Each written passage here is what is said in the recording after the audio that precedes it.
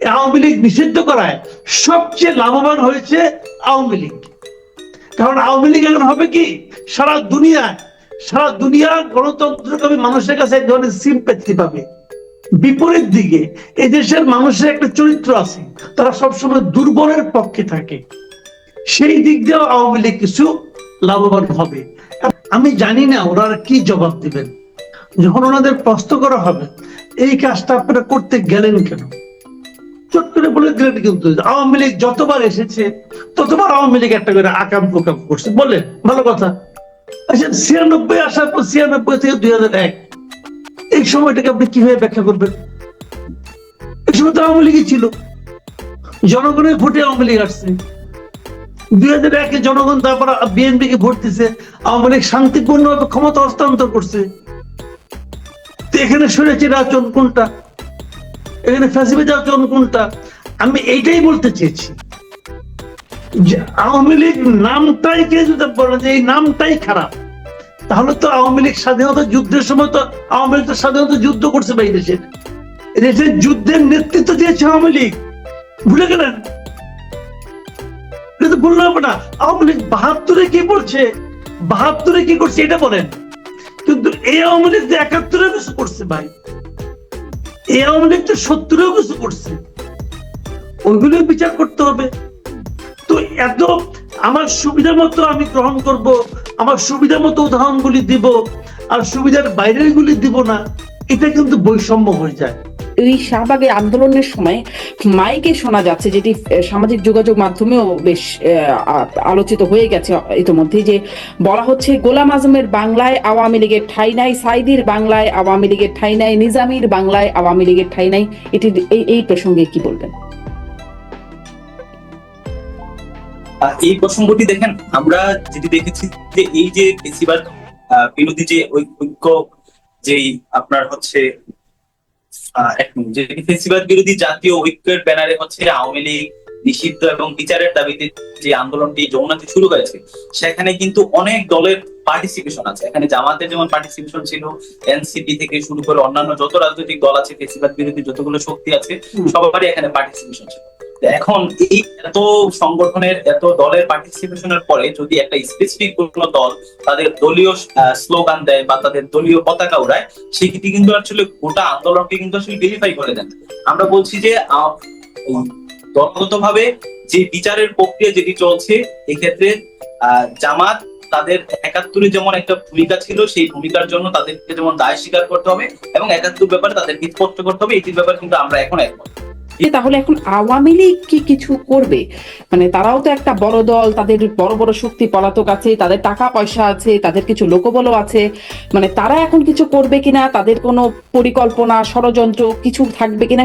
প্রবাদ আছে, গ্রাম্য প্রবাদ, মরারে মারো কেন, বলে ও তো নড়ে চড়ে না,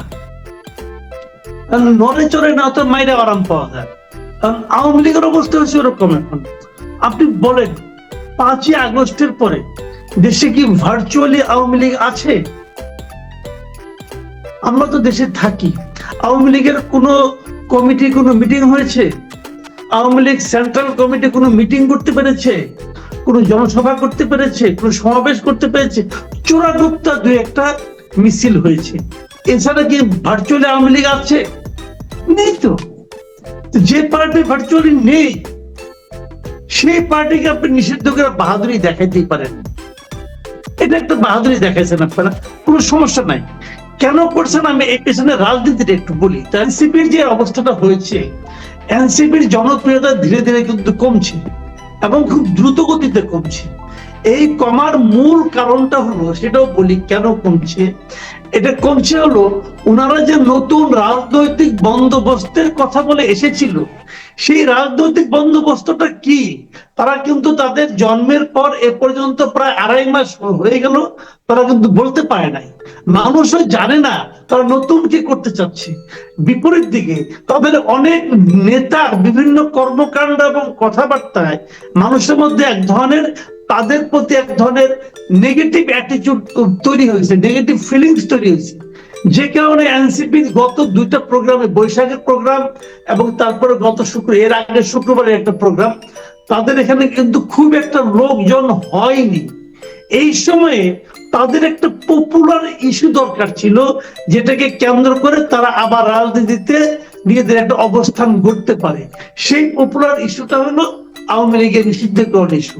কিন্তু বাস্তবে এতে আওয়ামী লীগের কোনো ক্ষতি হয় নাই। আর তারা আসতেও পারতো না, এখন আসতে পারতেছে না। কেন এখন কেন আওয়ামী লীগের লোকেরা আসতে পারছে না?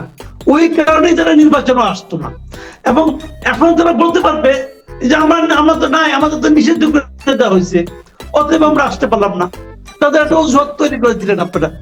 যাদেরকে গ্রেফতার করা হচ্ছে, জামিন দিয়ে বের করে দেওয়া হচ্ছে, এই যে তারপরে হচ্ছে নতুন করে করিডোর ইস্যু আসলো, সরকার জনগণের সাথে আলোচনা না করে কিংবা রাজনৈতিক দলগুলোর সাথে আলোচনা না করে এই যে করিডোরের মতো একটা সিদ্ধান্তের দিকে যাচ্ছিল, এই যে সরকারের যে পদে পদে যে ব্যর্থতাগুলো হচ্ছে, এই ব্যর্থতার পরিপ্রেক্ষিতে গণ অভ্যুত্থান পরবর্তী বাংলাদেশে কিন্তু সরকারের কাছ থেকে এই ধরনের ব্যর্থতা কিংবা এই ধরনের কার্যক্রম, যে করিডোর দিয়ে দেওয়া, বিচারিক কার্যক্রম অগ্রগতি না দেখানো, জামিন দিয়ে দেওয়া, এগুলোর প্রতি যে কালেকটিভ যে মানুষের ক্ষোভ এক জায়গায় এসেছে, যখন আব্দুল হামিদ দেশ ত্যাগ করেছে, তখন এই সরকারের প্রতি যে কালেকটিভ ক্ষোভটা সেটা আসলে বিস্ফোরিত হয়েছে।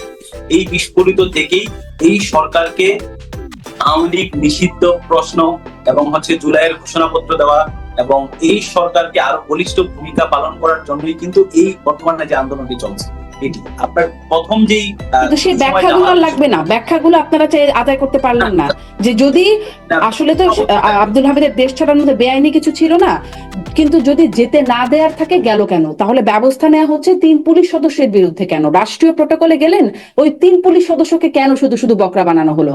এই ব্যাখ্যাগুলো মানে আমরাও বলছি যে এগুলো সরকারের স্পষ্ট ব্যর্থতা, যে কারণে এই জায়গা থেকে সরকারকে জবাবদিহিতার ব্যর্থতা নাকি সম্পৃক্ততা? মিরাজ মিয়া, ব্যর্থতা নাকি সম্পৃক্ততা?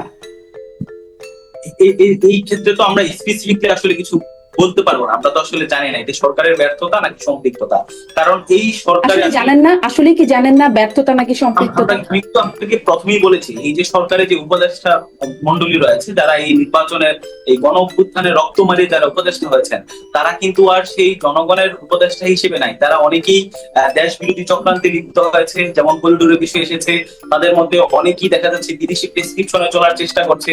আমরা বলছি যে গণ অভ্যুত্থান পরবর্তী যে সরকার হওয়ার কথা ছিল, এই সরকারের মধ্যে সেটি আমরা দেখতে পাইনি, যে কারণে জনগণের মধ্যে একটি কালেকটিভ ক্ষোভ তৈরি হয়েছে এবং তারা সরকারের এই প্রশ্নগুলো তারা জারি রাখছে। দ্বিতীয়ত হচ্ছে আমরা দলগতভাবে আমরাও এনসিপি থেকে বারবার বলেছি যে এই সরকার করিডোরের মতো যে ইস্যুটি, সেটি আসলে রাজনৈতিক দলের সাথে আলোচনা করা ছাড়া সেই করিডোর ব্যাপারে সিদ্ধান্ত নিতে পারে না। আপনি যদি আমাদের সংবিধান সংস্কার কমিশনের প্রস্তাবনা দেখেন, সেখানেও আমরা বলেছি যদি কোনো বৃহৎ, যেটা আসলে জনগণের এবং রাষ্ট্রের সার্বভৌমত্বের সাথে রিলেটেড, এই ধরনের কোনো বৈদেশিক চুক্তি যদি রাষ্ট্রকে করতে হয় বা সরকারকে করতে হয়, তাহলে তাকে পার্লামেন্টে এটি উঠাতে হবে এবং সেখানে পাস হওয়ার পরেই সরকার বৈদেশিক চুক্তি করতে পারবে। তো যে কারণে আমরা বলছি এই করিডোর ইস্যুতে আমরা বলছি যে সরকার এটি একা সিদ্ধান্ত নিতে পারে। দ্বিতীয়ত হচ্ছে জামাতের যে ইস্যুটি এসেছে, আপনি যদি আমাদের দলের আহ্বায়ক নাহিদ ইসলামের বক্তব্যের দিকে তাকান, আমরা কিন্তু শুরুতেই বলেছি জামাত 1971 সালে তাদের এক ধরনের ভূমিকা ছিল, সেই ভূমিকার ইস্যুতে তাদেরকে বর্তমানে সেটিকে আসলে তাদেরকে স্পষ্ট করতে হবে। 71 প্রশ্নে তাদেরকে স্পষ্ট করতে হবে এবং তারা সেটা ভুল স্বীকার তাদেরকে করতে হবে যে 71 তাদের একটি ভুল ছিল। এই জায়গা থেকে আমরা কিন্তু স্পষ্ট। তো আপনি তখন দ্বিচারিতার যে প্রশ্নটি এসেছিল, এই জায়গা থেকে আমরা শুরু থেকেই বলে আসছি যে জামাতকে 71 নিয়ে তাদেরকে স্পষ্ট করতে হবে।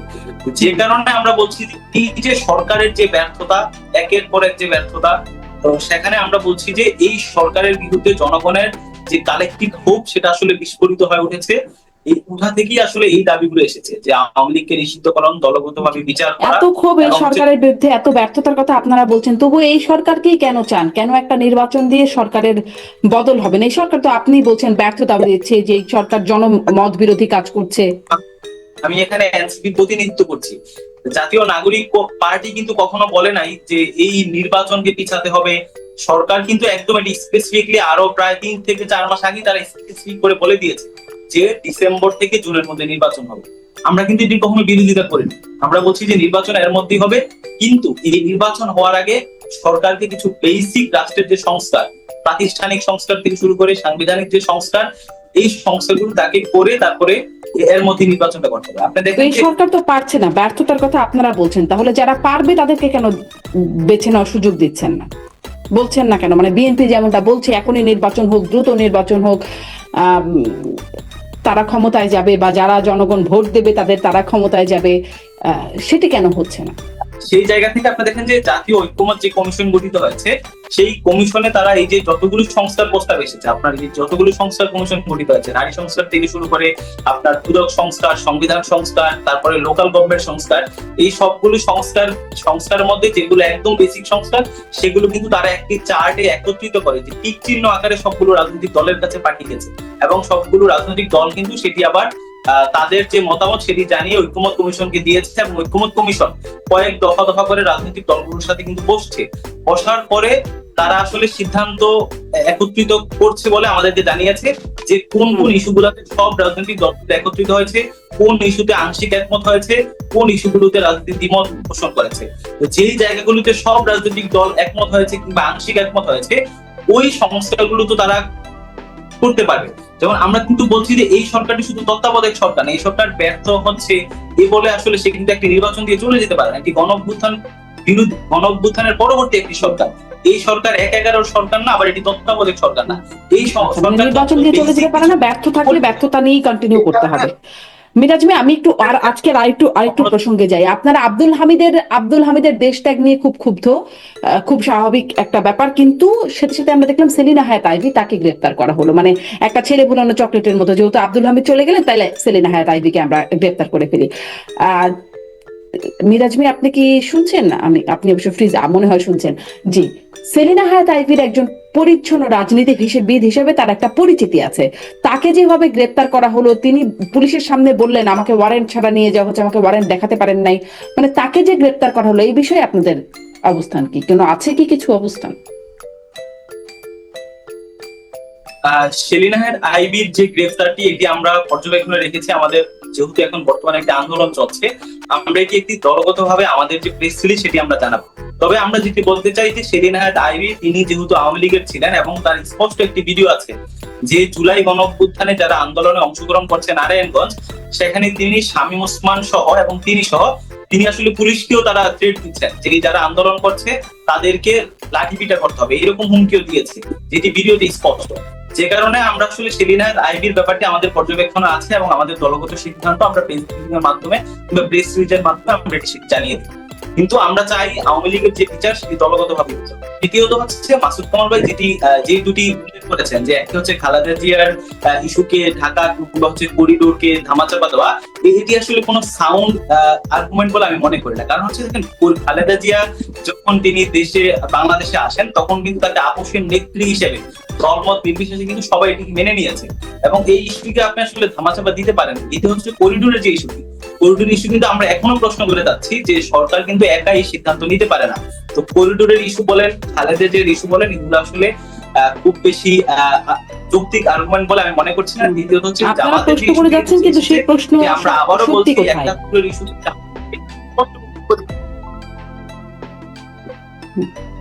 আমি জিজ্ঞাসা করছিলাম যে আপনারা মানবিক করিডোর ইস্যুতে প্রশ্ন করে যাচ্ছেন, কিন্তু সেই প্রশ্নটা তো এভাবে করছেন না যেভাবে আওয়ামী লীগ নিষিদ্ধের জন্য করছেন। মানে সেই প্রশ্নের গুরুত্ব, মাহাত্ম্য বা ওয়েট কত?